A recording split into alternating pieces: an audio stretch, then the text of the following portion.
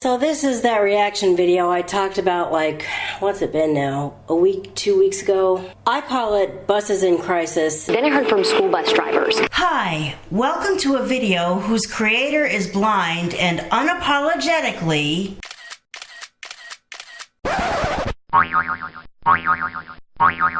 does not know or care what the screen looks like. Okay, I don't know if you're going to be able to tell a difference, but I am using a different recorder. I have a DM720 that, until I decide that it's worth it to replace it, I'm using this old DM620 instead. Because the DM720 has decided that it no longer wants to connect with my computers. My specialized computer can't read it. My regular laptop computer can't read it. I put this machine in the USB drive and it will not be seen by the computer. Does anyone else have this kind of problem with machines? You try to connect it to the computer and it just won't be seen. If so, please let me know in the comments, because unless someone can tell me what the problem is and how to fix it, this DM720 is changing jobs.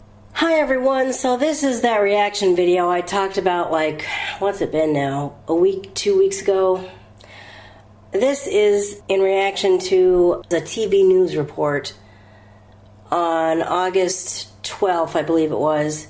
I put a link to it in the description below, so you can watch it, but I call it buses in crisis because this local TV station had been doing a whole investigative story series called Classrooms in Crisis. Full disclosure, I didn't watch that. I might have watched like one report up toward the very end about how one school, for one, was kind of coming up with a solution to the problem. But it was about kids not behaving themselves. And I'm not just talking about scribbling all over their homework, or Jimmy passes a note to Ricky, who passes it to Johnny, who does some sort of stupid prank and disrupts class. I'm talking about somebody, I mean, like I said, I didn't actually watch those reports, so I'm not sure what exactly they showed. But it sounds like they showed, like, kids literally melting down and getting aggressive. And then, I better put this thing down. Then the reporter who brought us that story started hearing from bus drivers. And they said, "You think that's limited to just the classroom? Hey, look, I work for this school district. I drive a bus. This happens on the buses too." And she kind of did a follow-up to the Classrooms in Crisis.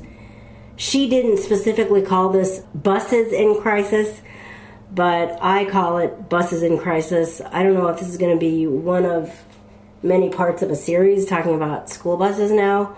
If it is, I'd be interested to see it, but I'll just get into my thoughts. First of all, I'm just lucky I caught this nice auditory delivery of when it would air on the preview. Not.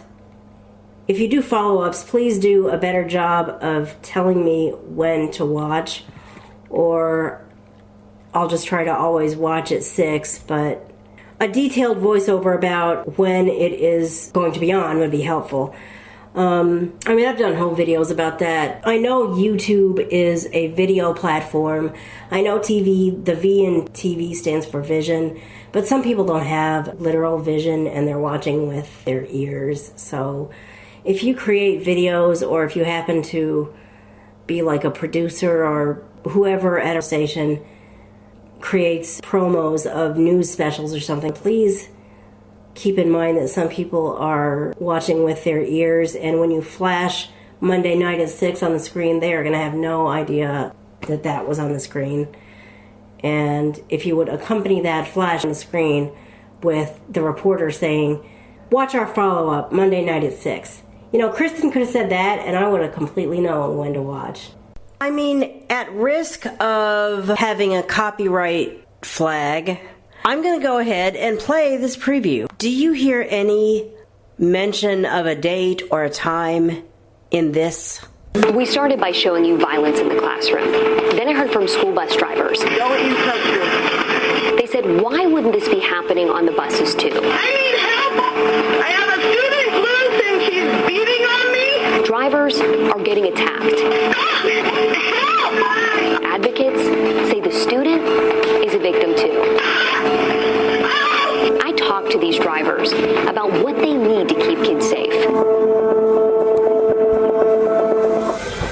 If you heard any, this is when it's on, then go down in the comments right now and tell me where it is.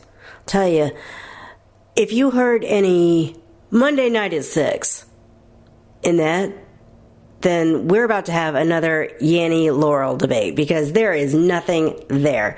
There's music that might indicate when it might have flashed on the screen, but the point I'm trying to make is that's not good enough. Come on, people who create videos, think about the fact that some of us literally watch with our ears. I could sit on a soapbox on that all day, but anyways, moving on. I'm glad I just happened to be watching on the right day at the right time. Although I'm also glad I'm blind because what she did not describe, I don't think I'd want to know about. The report kind of started off with some footage from a bus's security tape, I guess. And the reporter says, this is a video of, she tells us what the video's about. And then she says, you can see a student on the left throw a water bottle. The driver pulls over. She goes back and takes it. Then a few minutes later, she actually kind of play-by-plays what happens. But does she play-by-play it completely? I mean, I think there were things that she didn't talk about that the sighted person saw. And as frustrating as it is to not get the day and time because they don't bother to say that out loud, I am glad that I'm blind and didn't see everything that there was to see, because something tells me there are some things that I might not have wanted to see. I mean, it was kind of hard to listen to, but I think it would have been harder to listen to if she would have gone ahead and articulated everything. And it would have been hard to watch because when this aired, the very beginning of this newscast didn't make it onto YouTube. She said, we've shown you violence in the classroom. Then I started hearing from school bus drivers. This is happening on the buses too. We're about to show you some footage that's hard to watch, but the driver who came forward wants you to know that this happens. So, I mean, she said it was hard to watch. It would have been hard to watch. It was kind of tough to listen to, but not as tough to listen to as I think it probably was to watch, and I'm glad I didn't have to physically watch it. That was a report about something that happened a state away from me. I wonder what the story would be in my state, or specifically I would wonder how much it happens like in the 2 districts closest to me, the ones that I guess I'd be the most interested in. I mean, it happens it happens there. Why wouldn't it happen here, I guess? But obviously one of the drivers here would have to have watched that report and called or emailed this reporter and said, can we talk about our local state for a minute, because that was a state away. Can we talk about the next state over? Because it happens here too. It sure does, and I want to tell you about it. Obviously, that would have to happen before I heard about it, but I would wonder what happens here. One thing that kind of bothers me about this whole thing is, does it stop when they're kids? I mean, do they grow out of this, or does it continue into adulthood? These kids grow up to be special needs adults who can't drive themselves and are liable to end up on the same door-to-door transit bus system that I end up riding on. This story was about special needs kids being out of control. Will those special needs kids grow out of this type of behavior, or will it go on for the rest of their lives? And if it goes on for the rest of their lives, what are the chances that that kid will end up on one of my door-to-door transit buses? I mean, I don't need to worry about being on a door-to-door transit vehicle where that's going on. Do I? I mean, I would not want to be on the bus with that going on. Those poor kids that had to witness that. I mean, I hope they're okay. I mean, no one was severely hurt. I think in that particular incident, no kids were hurt.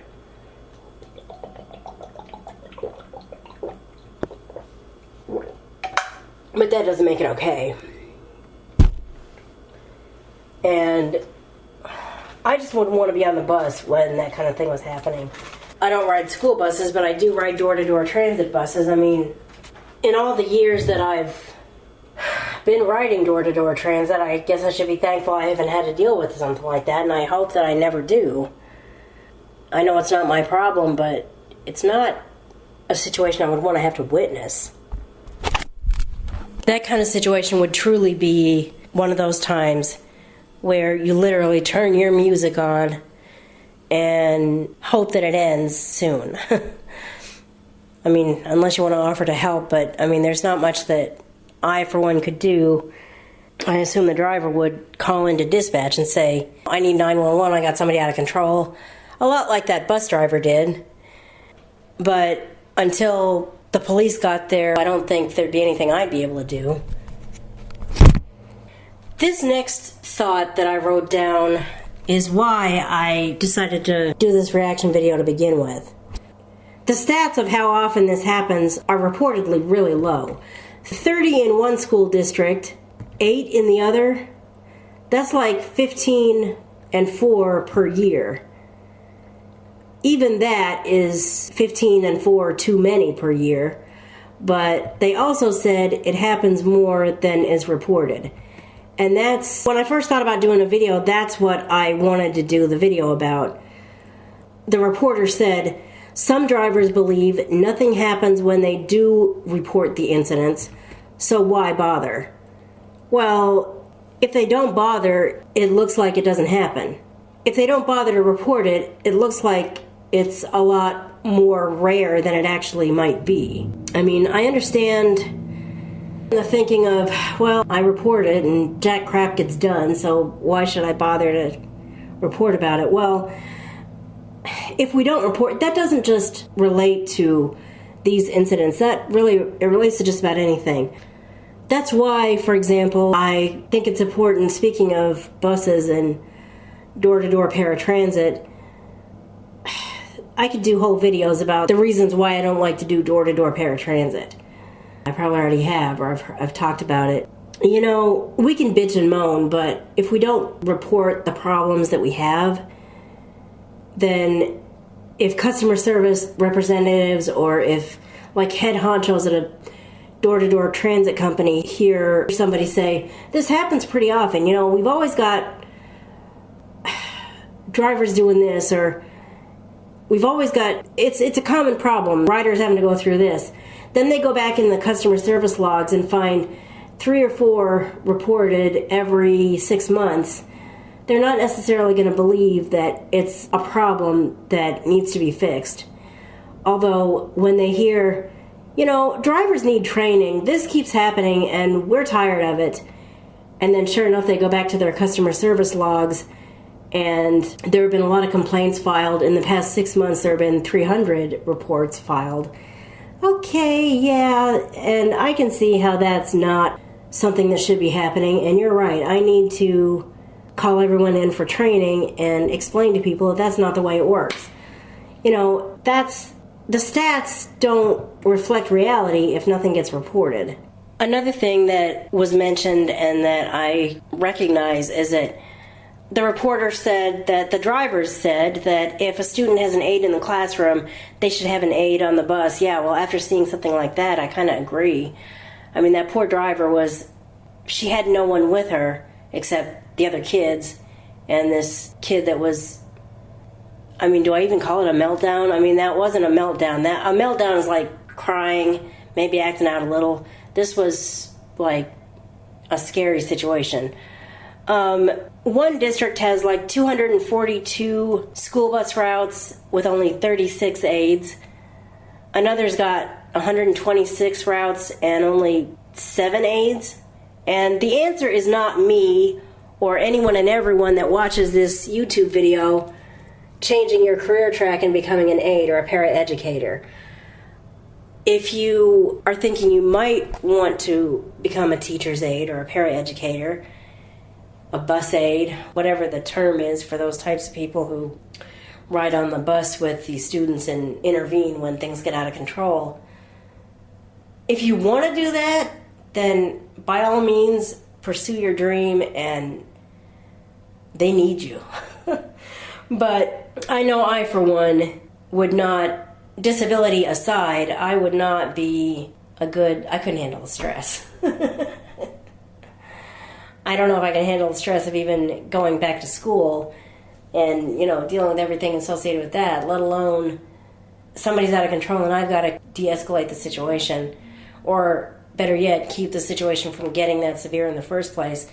I don't think I'd do a good job. But you don't have to be a math genius to know that single-digit numbers of aides plus triple-digit numbers of bus routes, or even double-digit numbers of aides, as in 36, plus three-digit numbers of routes, 100 and however many, or 200 and however many, equals these kinds of disasters happening easily quite often. I guess that's all I had to say about it. I've never done a reaction video before, and I don't know if this is what a reaction video is, but that's what I have to say about it. You'll want to watch the video below. If for some reason you can't, you can probably search it on YouTube. I believe it's called School Bus Drivers Are Attacked. KGW News. KGW News is the news station whose YouTube channel this was posted on, and who did the report to begin with, and that I now watch every night at 6 because if there's a follow-up on this stuff, I don't want to miss it. So far, the only follow-up has been just a little chat with the driver about, people are asking on social media, my God, can these drivers do anything? Are they allowed to restrain the students, or are they allowed to do anything to protect themselves? And there was just a little conversation with the driver about how, not even a conversation, just a little snippet, I guess, of something that she said. She said, legally I could have maybe done something, some amount of restraint, but I didn't want to hurt her because then I'd end up getting in trouble. But, you shouldn't have to take your life in your hands when you're driving a school bus. That's just, I think the point is, and I definitely agree with it, we need more aides on these buses. And the whole idea of, if someone has an aide in the classroom, they should have an aide on the bus. If they have, I think a special ed attorney that they interviewed said it best. She said, any school bus that has a child on it who has aggressive physical tendencies should have a paraeducator on it. I think a school bus driver, their job description should include driving a bus. And it's true. I mean, these kids need their aides, not just in the classroom, but on the bus. If that's the kind of behavior they're going to be doing, then they need someone there to distract them and, recognize that there's about to be a problem. Have some kind of technique in place for calming them down, distracting them, diffusing the situation before it turns into a Code 3 police emergency, which it really seemed to be for a while there. Anyway, thanks for watching.